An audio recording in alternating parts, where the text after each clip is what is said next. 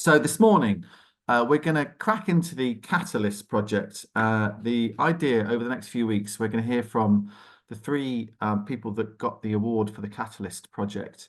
And the first one is going to be Emma Mcgordon, who some of you will know already. And Kate's just going to talk a bit about the Catalyst project, remind people what it is, and then I'll have a chat with Emma.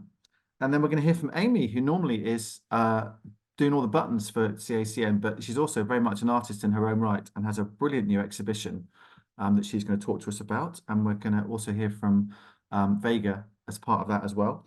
And then Tor helps organise Kendal Calling, which of course is a huge cultural offering from Cumbria every year, getting bigger and bigger. And we're going to hear about some opportunities, some artistic opportunities for this year from Tor as well. And then Carol in Sedbergh. It's always good to hook up with Sedbergh. I always think Sedbergh and Alston are places that we don't get to enough. And we're going to get to Alston next week for anybody who likes Alston. But Carol helps run the Sedbergh Book Festival, which is launching this weekend. But there's quite a few other events planned for over the next weeks and months too. So we're going to hear about that from Carol, who's in that beautiful bookshop. That is not a slide behind her. That really is a bookshop with real books and maps behind her. So we're going to hear about that too. So that is the plan for this morning. Does that sound all right? Okay, no one's left yet. Right. So first of all, I'm going to just hand over to Kate Parry, who's the chair of this network, who's just going to remind us what the point and thinking behind the Catalyst project is and was. And then we're going to hear a bit more about what Emma Mcgordon is planning on doing as part of the Catalyst project. But first of all, Kate, remind us what it's all about. Yeah, so we talked a bit about this, just by way of a reminder. Catalyst is a huge opportunity for three artists. It was a national open call for three residencies based in Cumbria, funded by Cumbria Local Enterprise Partnership, really to sort of fly the flag for Cumbria, but also to provide artists with a chance to really focus on their own practice over an extended period of time and not to have to worry about money for once. So it was advertised nationally. We got 234 applicants. It was a long process to shortlist, but actually a very rich and rewarding one. Colette is here from the university. Colette was heavily involved in this with me and is one of the main leads on this project because it's a collaboration between University of Cumbria, Cumbria Arts and Culture Network, and Art Gene based in Barrow. So the three organisations are coming together to deliver this for artists. And we're going to squeeze as much as we can out of this amazing opportunity, as much learning for us as a network, for the university, for Art Gene, and for the artists that we are working with and the rest of the sector. So after many weeks of reading fabulous proposals and whittling it down, last month we finally got to the point where we were able to announce the three artists. And Emma Mcgordon is, as you say, Tom, one of them. The other two are Jack McNeil, who is a musician and musical director based in Kendal, and Asra Matala, who is an oil painter based in Preston and Manchester. We asked all the artists to have a meaningful connection with Cumbria in order to be able to really interpret Cumbria authentically. And everybody's connection is different. Some people are born and brought up live in Cumbria. Some people live much further afield. Some people are based elsewhere but were born here. So there's a whole mix. And Asra spent a couple of years here whilst her husband worked for BAE. Has subsequently moved away, but is really excited to come back and explore the county. Emma, on the other hand, has a very different connection to the county, and no doubt she'll explain that in a moment. But yeah, it's been amazing so far. We've had lots of feedback already, which we're kind of collecting and chewing over, and we'll be keeping everybody posted as we go through this whole amazing process. So, all right. Yeah. Thanks, Kate. Emma, lovely to have you with us. Tell us a bit about what you do and what your work as an artist is all about, first of all. If you come off mute, Am I there off we go. mute now? Yeah. Yeah. God, that's a big question. What my work's about as an artist. I set off stop because I can ramble on, so you're gonna have to stop me. All right, no problem. Yeah. When I went to school at Kells, my first school in Whitehaven, up at Kells, the teachers told my parents I'd never be able to read or write properly. I really struggled to learn to read or write. And I was promptly fished out of that school, put into another school, and then I was very, very behind my peers. I wrote things backwards. I read the word pig as gip and insisted that this is what it was. This was in the kind of mid to late 80s where, testing for neurodiversity and stuff wasn't happening. So I was kind of written off at a really young age. And then it was only as I started to pick up in this new school, I realized that my kind of internal world was really, really rich in terms of stories. And I wanted to write stories and couldn't. I couldn't get them onto the paper. Or when I tried to read them back, it wasn't what I thought I'd put. And then when I was about 7, we got asked to write a poem about autumn. And autumn had always been one of my favorite seasons, even as a very young kid. And there was something about the format of a poem that allowed me to format my ideas on the page, whether that was because it was linear, whether it was because I realized sentence construction was now slightly different and the rules didn't apply in the same way. And I wrote this thing.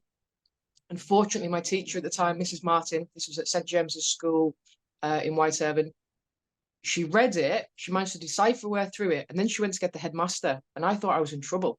And the headmaster came back and they kind of had this little talk with each other. And then they said, can we get you to type this up? Because we want everyone to be able to read this. And I went on the old Amstrads, which had green writing, and I tried my one finger typing, which took forever. And then they pinned it on the headmaster's door. And that was the first time I wrote a poem. And it was a way in. It was a way in. And suddenly I felt like language and things like that just opened up to me because I'd been asked to write it in a different format. And then I just spent, a lot of time. I would always be writing stories at school and stuff like that. And then I was writing poems in a little notebook that I was given by a secondary school teacher. And then in the mid-90s, the poet Barry McSweeney did a residency in Whitehaven Library. And my physics lesson was at the same time as the residency was happening. So every week I wrote a different note to my physics teacher with a different medical complaint to be able to actually get. My parents didn't know I was doing this. And I wrote these notes. My physics teacher quite liked me. He just used to kind of let me go. And I went to Barry's workshops down at Whitehaven Library, which was an adult class, which I've got reservations as to why I was in that. Yeah, long story. But anyhow, I was in there. It wouldn't happen now. And from there, he took me on a tour about 2 years later. And then I got picked up by Pending the Margins. And then I went on a tour with them. But my work developed from being written to much more spoken words, much more performance. And I realized that actually, because of my accents, because of it is different in that spoken word. We hear a lot of spoken words, poets that have southern accents. Spoken words actually developed a whole style based on some of those southern accents. You don't hear the northern accents so much. You definitely don't hear Cumbrian accents. So that's something that I realized was quite unique to my work. In saying that, I've always really struggled with publishers though. Like I've been trying to get a first collection for the last 20 years. I've had little collections. I've never broken through, which means that a lot of things have been out of my reach in terms of festivals because you need a book. So I live in this obscure grey land of when people see me perform, they'll say, where can I buy your work? I say, you can't, because publishers have this very odd thing where they won't take it. So I live in this bizarre little land. So that's why this residence is important to me as well. But I'm trying to embrace that and think, you know what? Okay, so there's something about my work when it's actually spoken out loud and spoken by me, which is to do with the accents, or the way I'm performing it or whatever. So that's that's what I'm doing. That's a really interesting story. I mean, there's so many questions about that I could ask. Who knows what a brilliant physicist you could have been, Emma. But tell us about the catalyst. So how lovely to hear that this feels like an opportunity, that's partly, I think, what it's about, is to give people that chance to think a bit more long term with a bit more confidence. Tell us what you want to do with this opportunity with Catalyst. And I'm sure it probably isn't completely fully formed yet, but as things stand. No, it's changed even in the last couple of weeks based on conversations that I've had. I can So see Kate and Colette sweating already. No, carry on. I'm going to make a sand castle on St. Mary's Beach, and then we're going to watch the tides wash it away. No, so I've had this script for years and years and years. I've been on this call before with the script because I did some audio recording last year when I did a I shout remember, out. yeah. So, and it's all set in Whitehaven. So I've had this script and I've shown it to lots of different people, and everyone's got a slightly different idea, and I could never nail it down. So I thought, okay, there's something around. One of the latest ideas was around film. And then I've spoken to some filmmakers, and some people have just been like, no way, you can't do what you're trying to do with this amount of money, like, which is really interesting because I'll go on to this at the next, like some of the feedback I had when I found out I'd got the residency, or some of the feedback that happened on social media and stuff. It's a great amount of money, and as soon as you bring in other artists, you realize it's going to go super quick. So I'm kind of working out how I'm going to do that, because I do need to work with other artists. What I'm doing is not, sitting in a room writing poems and just having this money in my bank. Like I need to collaborate to get this work in a kind of fully formed state. So I've been speaking, I had a really good conversation this weekend with someone in Workington about doing some film stuff, and doing film in quite a unique way. So I don't think it's going to be, it's not going to be filmed like Coronation Street.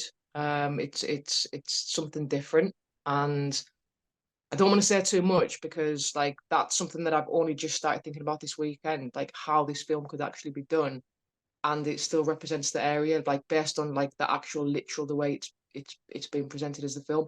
But as part of that, I'm thinking I will do some live action spoken words, because this script, massive chunks of it are in spoken words. The story's told retrospectively through these big chunks of spoken word that use the landscape and the kind of socio-economics of West Cumbria, which is very different from the rest of Cumbria, to try and make sense of this character's feelings. There's a lot of talk around kind of the natural environments in terms of rivers, the mountains, the coast, all these geographical features that really are part of my subconscious because I grew up in and among those. They're part of me.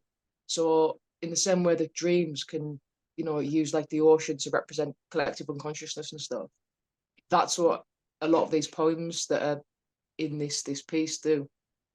So I'm thinking it's going to be like a combination of film bits, audio bits, and then me doing some live spoken word over that. Originally I was thinking it was going to be a feature film, and then I discovered how much it cost to make a feature film. And I was like, oh. You've got to get best boys and gaffers and key grips involved, that sort of thing, haven't you? So now I'm like, okay, someone do something. Yeah, but it's still definitely just got that filmic element to it. What do you think people that experience, see, listen to this piece of work whenever it's finished, what might you think, what might you want them to walk away feeling? That it's a learning? representation of the real people who are from West Cumbria, especially of my God, that was a crash. There's a that it's a representation of kind of my generation of people from that West Coast. Like I'm in my early 40s now, and my experience of the West Coast is different from say my 12-year-old niece and nephew's experience of that West Coast. So I think it is quite rooted in my own experience. But because of that, one of the interesting things that when I've done a little bit of work around this piece before, I worked with someone for the accent, and she'd never done any spoken word, she'd never done any forming, and we recorded her voice, and she did the whole story, and at the end she started to cry, and I held her hand and I said, tell me what's going on. And she said, I've never heard us like that before. And then I realized, okay, I'm on the right track. And that was a massive moment where I realized, okay, this character that I've written that's definitely not me, this one particular character in there. But the language that I've used and the way the sentences work and things like that weren't working. When I was trying to get professional actors to do it, it wasn't working at all. It took me, I had to go literally back to the place. It was from Cleatamua. She goes from Cleatamua, and when she spoke it, she got them all in one take, because it was written for that voice. So yeah. Sounds good. And you know, moving back slightly from the actual piece itself, what this opportunity, this catalyst opportunity, what's it sort of allowing you to do that perhaps you wouldn't have been able to do otherwise? Is it allowing you to sort of behave differently or work differently? Approach people knowing that I've got the funding, because so often what you do is you do it the other way around. Like, you ask people, can you get involved with this project? And I'm going to put in for Arts Council funding, but there's no guarantee that I'll get it. So this is allowing me to speak to people and say, listen, I've got this funding. Are you interested in working on this project with me? And I can pay you. So yeah, I've got that behind me to be able to say, okay, I can actually approach people and have that opportunity to do that. Right. And If anyone's got any questions, by the way, just put your hand up or stick something in the chat. Laura's just put into chat, Emma, do you know Nat Sharp? Might be worth talking to her. I know the name, yeah. Who's Nat Sharp, Laura? Nat is probably about the same age as us, and she grew up on the West Coast. Now, she was in Manchester for quite a long time. I don't know her personally, but I know about her work. She does quite a lot of film work, and recently it's been a lot about the West Coast. She did a film called Mara, which might be worth looking at. But she's, just because it's the film artist, West Cumbria, probably some similar experiences, I think she might well be a good person to talk to. Okay, thank you. Yeah, it's not who I thought then. I know it's another Nat. No, I thought it's completely I've different. seen you on Instagram, so I can link link me give up. you her name. Yeah. Sure. Thanks, Thank you. Laura. Colette, can I put you on the spot as one of the people that's helping make this happen as a stakeholder and I suppose as a sponsor? What was it about Emma that made her stand out for you? I think there's a particular way of thinking about the artist's interaction with place that's something we found as a panel really, really exciting. I think Emma's work really does show that long-term engagement, and she's really boldly experimental as well as being someone whose work we all really admired. I think, you know, looking at the vast array of talent there is in Cumberland, Emma's work along with the other artists really exemplifies that exciting, exploratory but very identity-based work that people can develop if they're given time and space. So we want to know what's happening next, but also we really think that one of the things that as a university we're really excited about Emma's engagement with this because of that process of creating work from the place you're from. Because we see a lot of emerging artists in Cumbria. We want to know more about how to support them, how to get their voices heard, and this is absolutely it's a great project for us to follow and learn from as well. Thanks, Colette. That's nice to hear that, isn't it, Emma? Yeah, that's very nice to hear that. I didn't know you were going to do that, so it's a little bit awkward. I was like, but it's good to feel that support. For what you're striving to do, it feels or sounds like to me, which it sounds like it's been, not the easiest battle to fight up until now. Not that it ever is easy, but, it's nice to think there's other people that get a bit more about trying to support what you're trying to do with your emphasis on place and where you're from. Yeah, I mean, I was always, I have been fortunate because I have had people believe in me from a young age. So, for example, Rosehill Theatre, and when Anne Simpson was there, Anne backed me all the way. Like, she always did, and she's, now she's developing hand-picked productions. And she was someone for the last kind of 10, 15 years has always had my back and put me forwards for projects. So I felt very, very supported by people like Anne.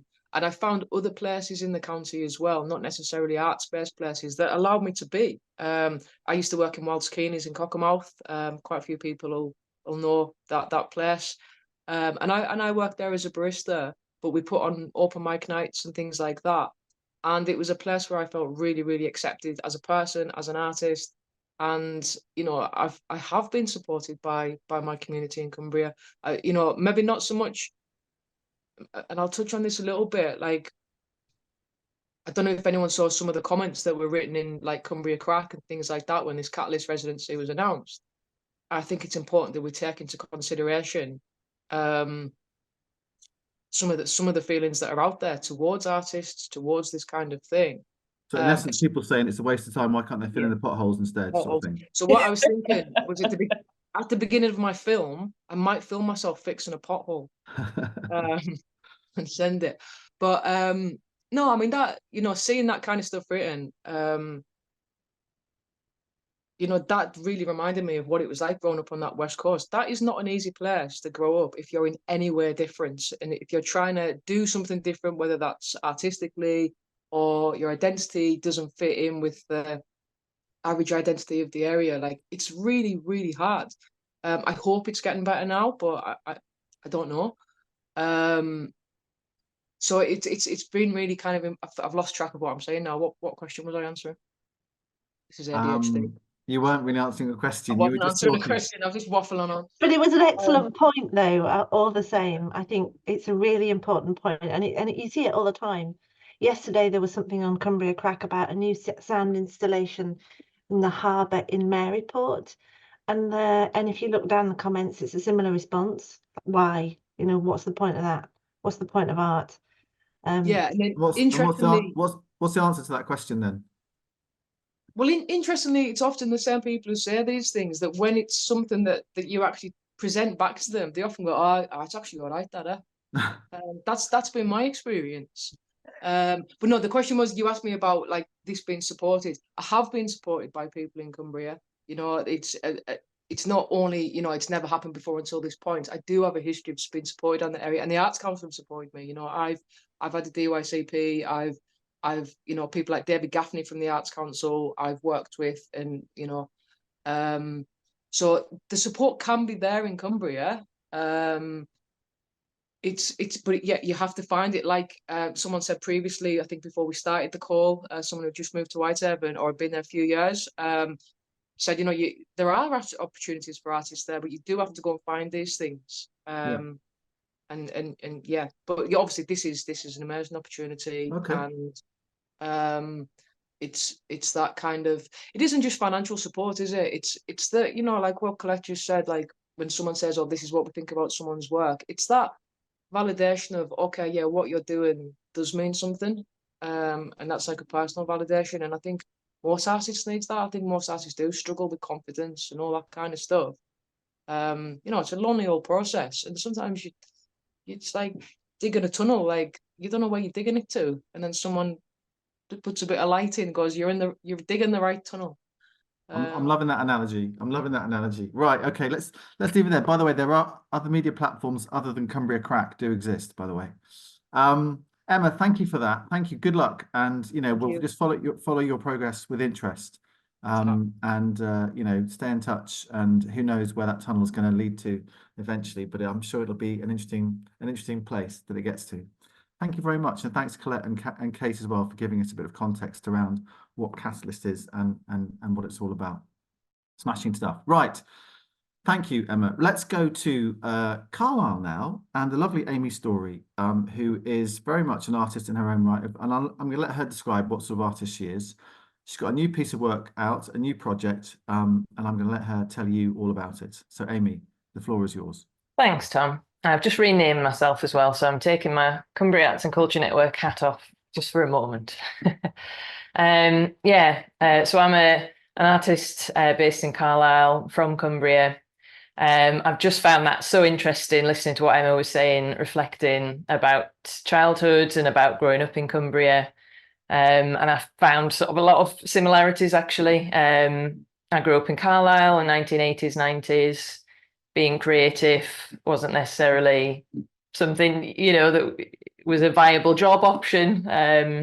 So yeah, lots of reflections there. That's really interesting. My project that I'm going to talk about today is actually based around the theme of work, you know, which is why I found some of those things that Emma was saying really interesting. Yeah, but basically, very brief bio to me. I didn't know what I wanted to do when I left school, so I didn't go into creative stuff back then. You know, I did a lot of work. Then Eventually, when I was about 25, went up to University of Cumbria and did the media production degree there, which was absolutely brilliant. Really practical course.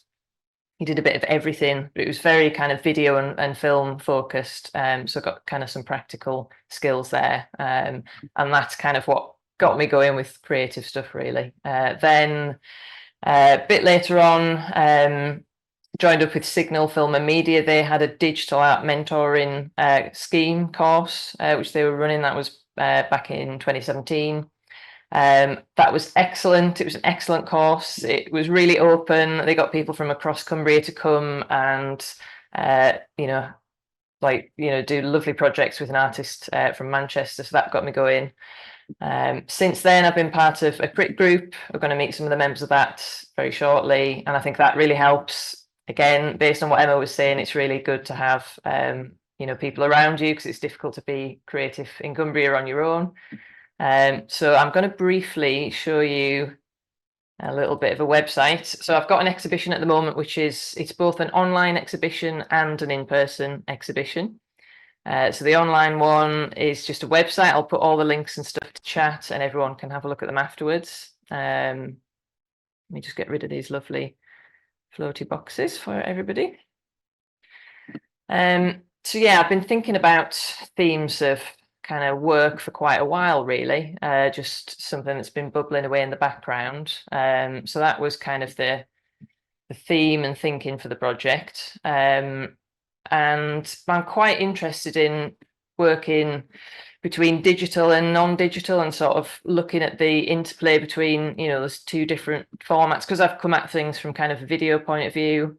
But then since then, and since being part of Crit Group, I've also experimented with, drawing and with paper and even with wire sculpture for a project. So I'm interested in kind of keeping both of those on the go and wondering how those mix together as well. So I'll just show you the, let me just get rid of these controls again. There we go. So yeah, basically I actually started off doing some paper collages, and then that basically extended into, I wonder how that would work with video. I do enjoy kind of working with archive footage as well. And so I wanted to see if I could work with video and cut out, the video images in the same way that you would do with the paper. I'm just going to load that up again, because I don't think it's actually playing. There we go. Yeah, so I've done a series of these video collages. So they don't have sound. They do have movement in them, and sometimes, quite slow, gentle movement, like we've got going on there. And that's some of the archive footage here that I mentioned. So these are just kind of all running on a bit of a loop. That's it. I will put the website detail in chat, so you can have a bit of a longer look at them if you like later on. Yeah, the themes and the kind of, the shapes that I was working with did come out of working with the paper collages to begin with. That was a really nice process as well, actually. So there we go. It's kind of giving you the idea. And I really enjoyed the idea of being able to work with this video footage as you would with the paper, and sort of actually cut it out digitally and then have some of that movement. It was like bringing the paper collages to life. It was just really, really enjoyable. So these are the paper collages that I've been talking about. So I've scanned those in for the website. Yeah, basically I kind of started out working with quite abstract shapes and just kind of letting the theme of work kind of permeate through.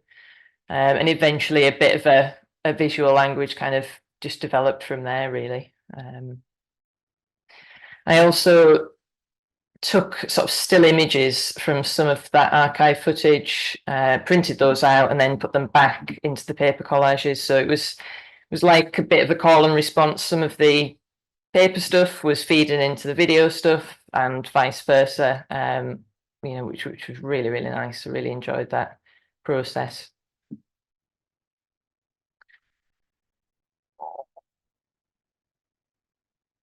The materials are actually sugar paper mainly that I had for years and years and years. It was just material that I had never used. So it was kind of a bit of a mixture of the old scrapbooky material and that kind of sugar paper that you might be familiar with from school. And the kind of, it just all seemed to come together, sort of the colours and also the footage, which was pretty much kind of mid 20th century, all kind of came together really in a bit of a nice theme. So there we go, we'll leave that for now.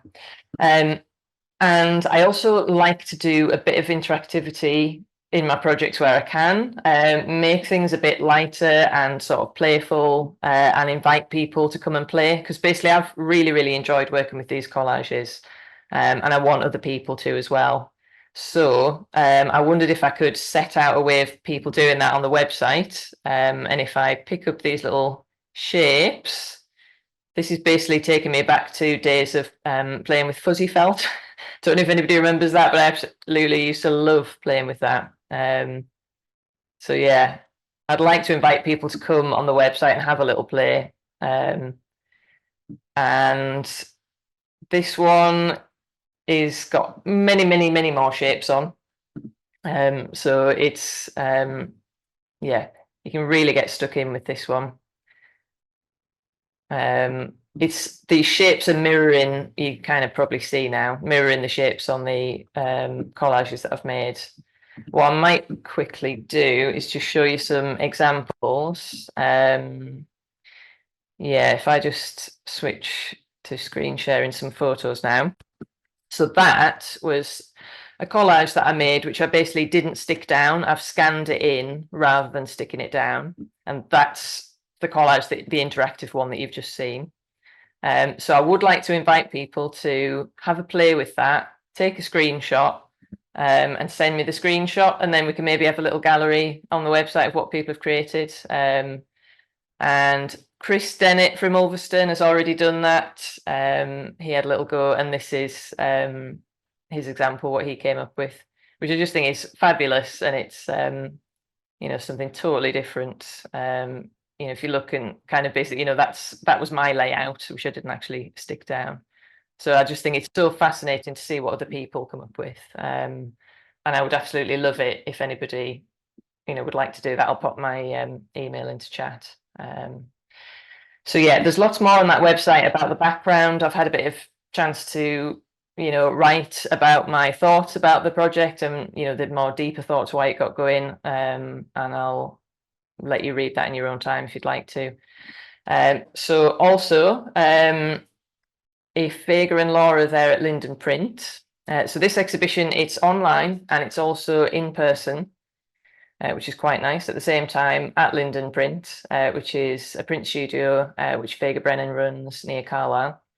And what you can see there is collage, the paper collages. We've got 1, 2, 3, 4, 5, 6 of those, and then we've got 3 framed images which are interactive and will come to life if you hold them up and hold your phone up against the images. They kind of magically spring to life. I don't know if we're going to be able to demonstrate that, but Laura, Vega, hello.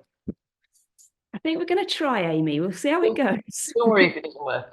And we haven't got a huge amount of time either. I'm aware that we're a bit pushed for time. So I try and walk my laptop through and show Laura looking. This is going to be very meta. Yes, and apologies because I am carrying a physical laptop through. Yeah. This is my studio, and it's not massive, but we have a little space which I invite other artists to show their work in. So these are some of Amy's. Right, we're going to try this. So, and if I move closer, hopefully you should be able to see. You can just about see it. Yeah, thank you. And tilt it, Laura, as well, like a strange kind of way. Because what happens, which is really cool, is that you can do it at really strange angles. So it doesn't, it still like animates and moves around. So it's very exciting. I really like Thank you, guys. That's amazing. We'll go and And sit Vega, down now, so we won't make people dizzy. how's it been having that in the studio? Because I know the print studio is not a normal gallery space. It's an actual workplace, which is why it appealed to me for this project. But what have anybody's sort of reactions to it been? People have loved it. I think it's really lovely having work that's quite challenging in a way. People, I think people sort of come here and maybe expect just to see prints, but they see stuff that's thinking about digital, thinking about ideas about, art. And people are really excited. They just think that the interactive element's just wonderful. Yeah, I think the AI, I keep saying AI, and it's not what I mean. That interactive bit it's been lovely to have here, actually, because it's the first time that Vega's really had something that's done that, made that step into that hybrid kind of world of the physical and the digital. And I think that's it's really good to have that here. Yeah. Oh, that's lovely. It's lovely to hear. Thank you. And thank you for showing us around the print studio. I'll just show you one more thing. I just want to show you this wall, because I really like it. Because I've got a massive printing press, which is about 100 years old. And I don't know whether Amy planned the colours this way, but it just looks so good. The press. So that's the press, and then that's the work above it. And, this is about work, and this is a place where people work to make art. And so it just fits so well. So thank you, Amy. Thank you, and thanks for showing us around. The work at the print studio, you can go and see it, but it is, it's a working print studio rather than a gallery. So just maybe give me a shout if you're interested, and I'll sort out a time with Vega. But yeah, I'm going to put some further details in the chat, and thank you very much for listening. That's great, Amy. Thank you. I love what Chris did there. Yeah, the fuzzy felt analogy is a good one. I had fuzzy felt for some time to come and thoroughly enjoyed using it. But yeah, it feels multi-dimensional, your project. How long is it going to be at Linden for? I think we're going up until the end of August. Okay, great. So plenty of time. And that website put the links into chat. And the discussion between work and play. Yeah, that's lovely. Thank you very much, Amy. What a clever woman you are. What a clever artist you are to do that, to dream it up and to make it happen. Thank you very much for sharing that with us this morning. Right, we're now going to go to Kendal via Bournemouth, to Tor Burns, who helps pull together Kendal Calling in its different guises. And Amy is rapidly, a bit like Wonder Woman, she's going to become a different person now, and she's actually going to drive a PowerPoint for Tor. So if I keep talking for another 30 seconds to give Amy time to get all that adjusted and sort herself out. So Kendal Calling, massive festival, seems to get bigger every year. Huge part of the kind of Cumbrian cultural infrastructure. Tor, tell us a bit about what you do for it and what the opportunities are for this year. And it's great to have you with us. Good morning, everybody. As Tom rightly said, I am in Bournemouth, but if I give you a bit of an idea about my background, how I fit and work with Kendal, that will probably help and make everyone see a bit more sense as well. So I work for From the Fields, which is the company that owns Kendal Calling and also has a few other festivals, including Blue Dot. It also runs is the creative director, as myself, as the arts team behind Arts by the Sea in Bournemouth, which is a fully council initiative and arts funded NPO organisation. So I'm the artistic director down there, which means I also work on the team with Kendal, so it brings me back up to Cumbria as well. And we've also got 2 or 3 light trails with From the Fields, which are based in Newcastle, Cardiff and Leeds now as well. So we work across the country promoting festivals, marketing, and also putting these kind of artistic spaces into lots of different areas. So to bring it back to Kendal is in its 19th year, and as of next year, it will be its 20th. So 2025, it celebrates 20 years being in Cumbria. And it was started by 2 men who still own the festival, kind of with dreams of making something in Cumbria that didn't exist. And they wanted to put this festival on, and it's continued to go from strength to strength. Obviously starting off as a music festival and now allows 30,000 people from the region and across the UK to come and enjoy it. And it is a huge thing on everybody's calendar, I know that. So a lot of people kind of involve themselves in it. But one of the big things that we're trying to do now is bring Kendal back to its roots and make it also just not a music festival, and kind of bring it and stretch it out to an arts festival as well. And as kind of the people call us the Glastonbury of the North, so to speak. And we really want to push that in. So we've gone and put in big arts council applications, which we're really happy that have gone ahead this year. So we've got a couple. One of them is one that can help support bringing on a huge parade, which we're doing and working with a company to bring a huge parade to the festival, which involves 6 different local communities of arts and dance and music within the festival. There's only a handful of slides, so you can pop them through and then we can talk about afterwards. So that's one part of the project. The ones that I want to talk about today is we're putting through an artist fund. So what we want to do this year is invite 5 Cumbrian artists to our festival as a visiting fund, which we will support with transport and getting on site. So they'll include free tickets to enjoy the festival over the weekend. And the idea is that then the artists can come and put in a commission for our 20th year anniversary next year, and then we'll help support that commission. So we've got 5 places for this scheme that we're doing, and it can be any type of art. I have put together a few slides that just show some pieces of art that we've got, and it can be anyone on their artistic journey as well. So it can be an emerging artist or someone well established. This really is a space for everyone to come and, you know, see what they want to put forward and see what the festival means to them and to Cumbrian people, essentially. So we're really excited that we can offer this out. And then we've got a second one as well, which we're giving to more on the production side of the art. And we're working with Cranken House as well. So that's a joint commission, which is to get someone producing. So we're looking for a local or a Cumbrian producer, ideally, to come and work within the arts programme team. And this is a paid placement as well. So this will be working on the team on both the Festival of Kendal Calling, which is August the 1st to Sunday the 4th, and then also in Cranken House as well. So we're working on that, which is at the end of August. So 2 different festivals there and 2 different opportunities. So sounds like a lot when I've said it like that, but it's actually quite exciting. We've worked obviously putting in these big applications to Arts Council, and the idea is that we really give back Kendal to Cumbria and really get everyone engaged. So yeah, we really want to be an arts festival as well as a music festival. And I know a lot of people, you know, we're not from Kendal, we're not in Kendal, but called Kendal Calling, it's always a bit of a dubious statement, isn't it? But the idea is to bring it back, and, you know, the owners are Cumbrian, most of the people that work on the festival are Cumbrian, but we also want Cumbrian people to see it as their festival and they're being part of it, so that you can go, and whether that's the people in the parade or whether it's the pieces of art or whether it's people on production, we really want to give it back and have everyone feel like it's their festival as well.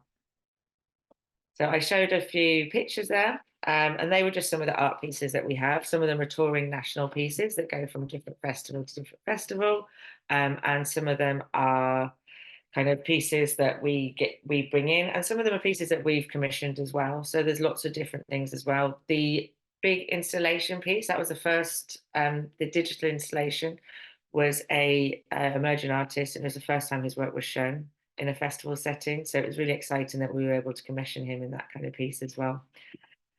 So yeah, I think that's most of the things I'll talk about. Has anyone got any questions? That's 5, so 5 artists commissions and 2 production roles. Is that right, Tor? So it is, it's 5 artist visiting funds. So they will be offered this year to come and enjoy the festival and to get ideas. Yeah. Whilst also on site, we are having a networking event as well. So people, all the artists will be invited to this networking event, which include like Angela Chappell from ACE. Lots of people will be there, so they'll be able to meet other artists and the artists that already got work on site. And they'll be under my wing, so I'll be looking after them as well and give them a tour of the site. So you can have a look around and talk about the other pieces of art that are there as well. Okay. So that's this year, and then that idea is that they can go away and think about commissioning something, and you know, we'll support the transport as well and some food on site. Yeah. But the idea is to just get people in. So people that may have those barriers of not being able to visit the festival or haven't visited the festival, so come and have a look at it. Okay. And the second role is a paid work placement, and that is a projection role. So there's one role which is across the 2 festivals. So you can have 2 different sides of it, working in a mammoth 30,000 one at Kendal, or the micro venue, a micro festival in Pipe House, which is a lot smaller, but just as an amazing festival as well. Yeah. Okay. Amy's put the links into chat, people to have a look at themselves, or to share with people they might know, or to share with other networks. It's a great opportunity, and it's great. I mean, do these people need to be Cumbria based at all? We will accept people from outside of Cumbria, but we would like to prioritise people who are from Cumbria. That Well, is the idea, to really give it back. But obviously, we don't want that to be a barrier either to people. Yeah. So you know, we will Perhaps go if people further can out. demonstrate Cumbrian links, etc., etc. That's a Yeah. good thing to do as well. All right. Absolutely. And just remind us what the dates are for Kendal Calling this year. Kendal Calling is the 1st of August to the 5th of August. So it's a week further back than usual. Okay. Obviously, the weather's going to be tip top for a week further back. It's the Lake District, though. We're prepared. We're always prepared. All right, lovely. Well, thank you. That's what great opportunity, great, and hopefully a good chance to talk about it this morning. Hope you get a decent response. And what's the closing date roughly for these tours? Is it quite soon? Yeah, it's the 2nd of June. Okay, so another week or so to get thinking about that. All right, thank you very much. Great to meet you, and good luck with that. And let's hope it goes in the right direction. Lovely. Right. Okay. We're just into the last 10 minutes now of the call, and we're going to zip from Kendal Bournemouth to Sedbergh. And there is Carol Nelson sitting there in her bookshop. Is it your bookshop, Carol? That? Just come off mute, Carol.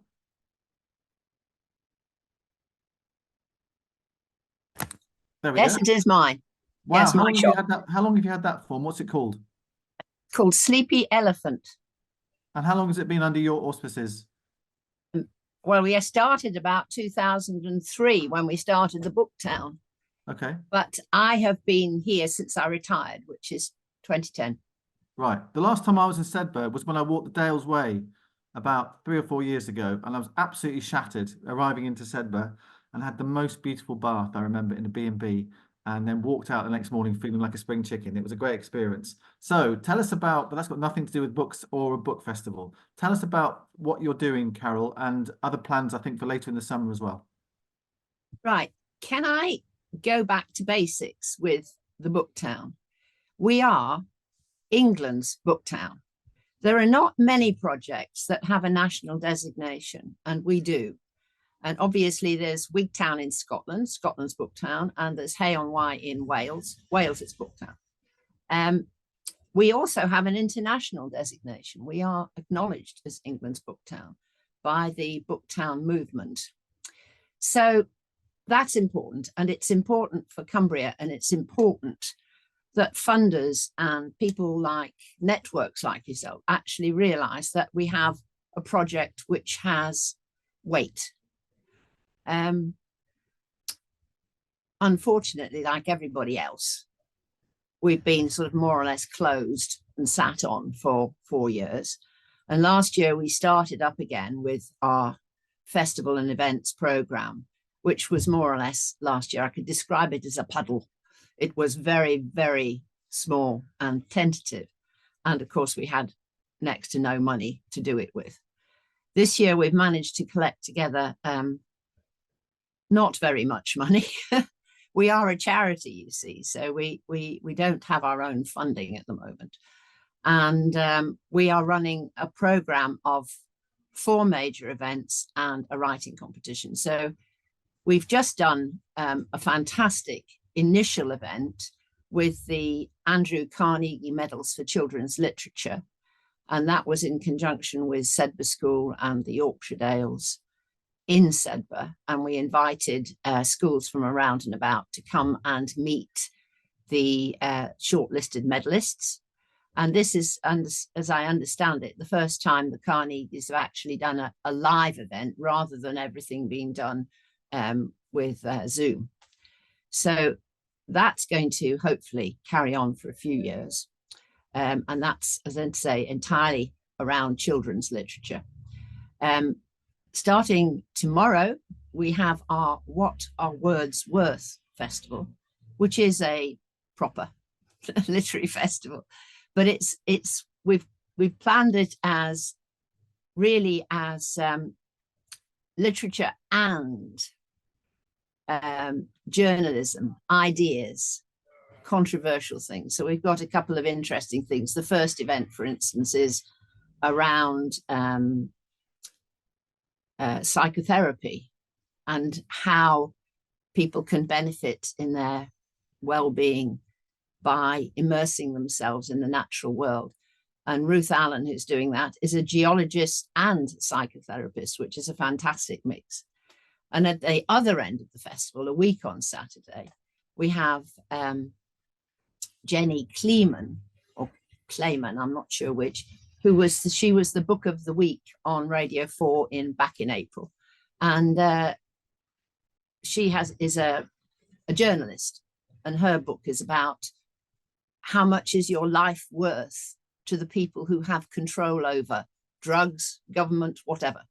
So as I say, it's ideas and it's all sorts of writing. Obviously, we have wonderful detective stories in there. We have fantasy stories in there. We have strange books in there, loads and loads of exciting things. So that's happening this next week. It is really, really cheap. Every single ticket is £5. If you wanted a season ticket, it's £45 for 16 events. I don't think anything's as cheap as that. So please come, particularly if you are a writer on about a 50-mile radius of Sedbergh. Now, Sedbergh is a completely schizophrenic place. We are in Cumbria. We are also in the Yorkshire Dales National Park. We are in Westmoreland in Furness. And since the election is now being announced, our parliamentary constituency is now putting us down into Lunesdale and Morecambe. So we have a Yorkshire, Lancashire and Cumbrian constituency, if you like. And we, a little bit of Dumfries and Galloway as well.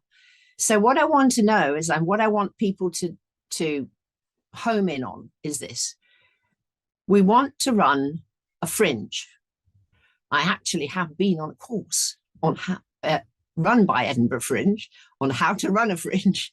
So this is going to be the third week in September. And I would like to hear from anybody whose medium is words. So Emma at the beginning, if you want to have a go.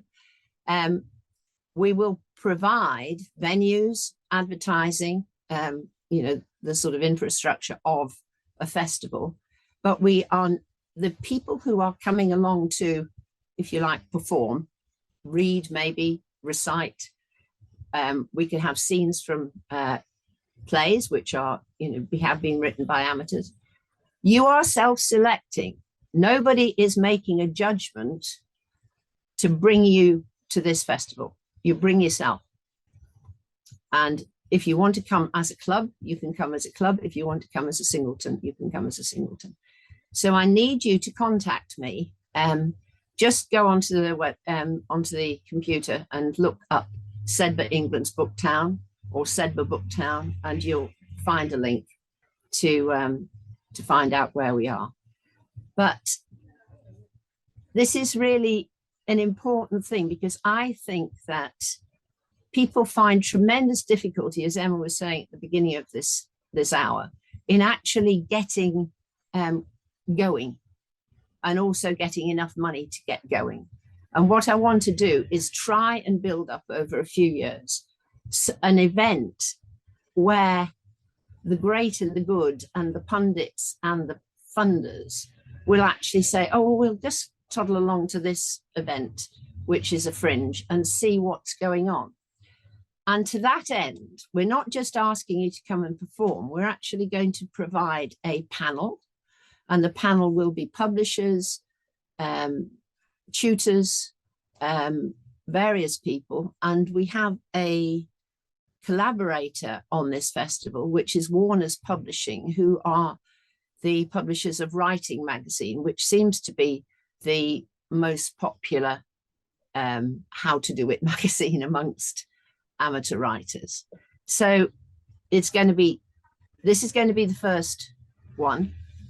And at the moment, we're planning 2 days, very full days, a Friday and a Saturday.